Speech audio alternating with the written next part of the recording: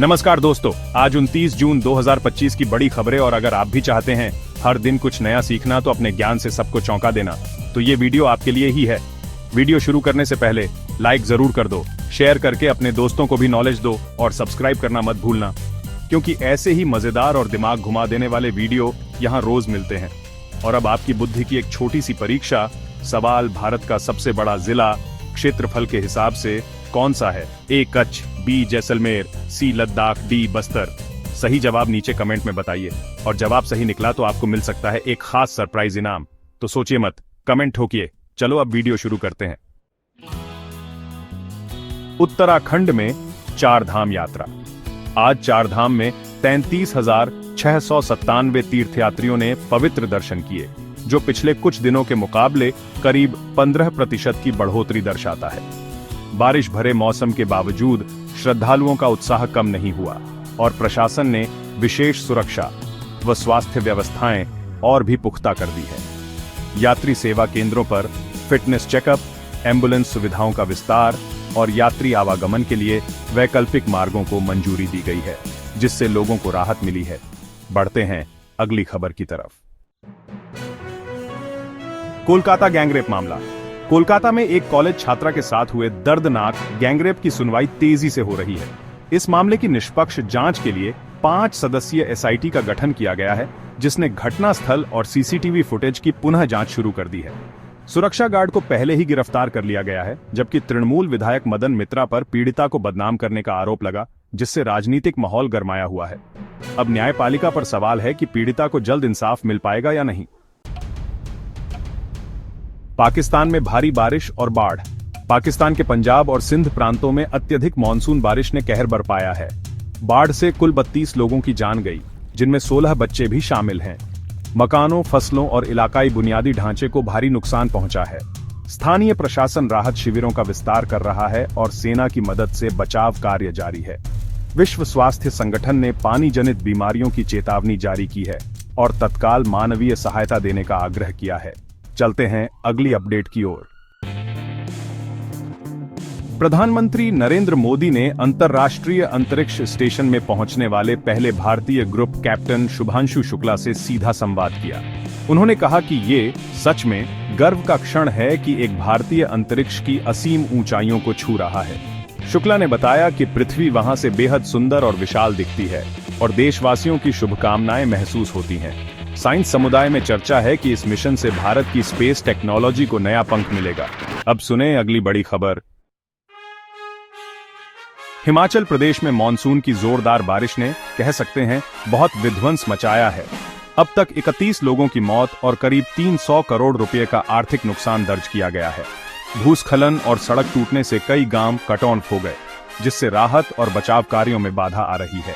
सरकार ने आपात फंड जारी कर शीघ्र पुनर्निर्माण का आदेश दिया है और प्रभावित परिवारों के पुनर्वास के लिए त्वरित कदम उठाए जा रहे हैं। बढ़ते हैं अगली खबर की तरफ। दिल्ली कैबिनेट ने 2025-26 के लिए मौजूदा शराब नीति को अपरिवर्तित रखने का प्रस्ताव मंजूर किया है। इस नीति से राजस्व में लगभग 8,000 करोड़ रुपए का अनुमानित योगदान होगा। उप मुख्यमंत्री ने कहा कि इस निर्णय से उपभोक्ताओं को स्थिर कीमतों और बेहतर सर्विस मिलेगी, वहीं रोजगार के अवसर भी बढ़ेंगे। विपक्ष ने कर माफी और छोटे विक्रेताओं के हितों पर सवाल उठाए हैं, लेकिन सरकार ने कहा कि संतुलित नीति से विकास और सामाजिक जिम्मेदारी दोनों निभाई जाएंगी। और अब सुनिए अगली रिपोर्ट। बिहार की राजनीति इन दिनों सवालों के घेरे में है। राजनीतिक रणनीतिकार प्रशांत किशोर ने बिहार की हालत पर बात करते हुए कहा कि यहाँ के लोग रोजगार के अभाव में पलायन को मजबूर हैं।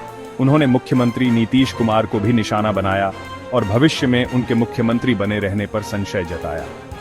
पीके ने आरोप लगाया कि राज्य में योजनाओं का जमीनी क्रियान्वयन ठीक से नहीं हो रहा, जिससे आम जनता को लाभ नहीं मिल पा रहा। राजनीतिक हलकों में इस बयान से हलचल मची हुई है। तो चलिए बढ़ते हैं अगले अपडेट की ओर। यूपी में फिर एफआईआर। इटावा जिले के 26 जून को हुए बवाल के सिलसिले में 21 लोगों के खिलाफ एफआईआर दर्ज की गई है, जिसमें स्थानीय नेता गगन यादव का नाम भी शामिल है। पुलिस ने दोनों पक्षों से बयान दर्ज किए हैं और वीडियो फुटेज की तफ्तीश जारी है। प्रशासन ने इलाके में शांति बनाए रखने के लिए अतिरिक्त फोर्स तैनात कर दिया है। अब देखना यह है कि दोषियों को कितनी जल्दी न्यायिक कार्रवाई का सामना करना पड़ेगा। अब सुने अगली ताजा खबर। दिल्ली एनसीआर में बारिश। दिल्ली एनसीआर में आज सुबह से ही मध्यम से भारी बारिश जारी है, जिससे कई जरूरी सड़कों पर जल जमाव हो गया है। मौसम विभाग ने ऑरेंज अलर्ट जारी कर नागरिकों से घर से निकलते समय सतर्क रहने को कहा है। स्कूल कॉलेजों को लेकर कोई नई एडवाइजरी नहीं आई, लेकिन ट्रैफिक पुलिस ने जल भराव वाले मार्गों से बचने की सलाह दी है। जल निकास की समस्याओं पर निगम की टीमें सक्रिय हैं। चलें अगली रिपोर्ट की तरफ। राजस्थान यूपी एमपी की खबरों का सार। राजस्थान पाली जिले में छात्राओं को वितरित की जाने वाली स्कूटियों की प्रक्रिया में अव्यवस्था की शिकायतें सामने आई हैं, जिससे लाभार्थी परेशान हैं। विकल्प दिल्ली के अशोक विहार से 18 अवैध बांग्लादेशी नागरिक और 5 ट्रांसजेंडर गिरफ्तार किए गए। इन दोनों ही खबरों ने सोशल मीडिया पर चर्चा छेड़ दी है और अब देखना है कि अधिकारी कैसे कार्रवाई करते हैं। और अब हमारी आज की सभी खबरों का यही था सार। कैसी लगी आपको ये सारी खबरें, मुझे नीचे कमेंट्स में जरूर बताइए। अगर वीडियो पसंद आया तो लाइक और शेयर करना न भूलें और अभी सब्सक्राइब कीजिए ताकि मिलती रहे आपके लिए ऐसी ही ताजा और सटीक खबरें। घंटी दबाना मत भूलिएगा, आपको हमारी हर नई वीडियो का नोटिफिकेशन सबसे पहले मिल जाएगा। मैं फिर मिलूंगा नई खबरों के साथ। तब तक के लिए जय श्री राम, जय हिंद, वंदे मातरम।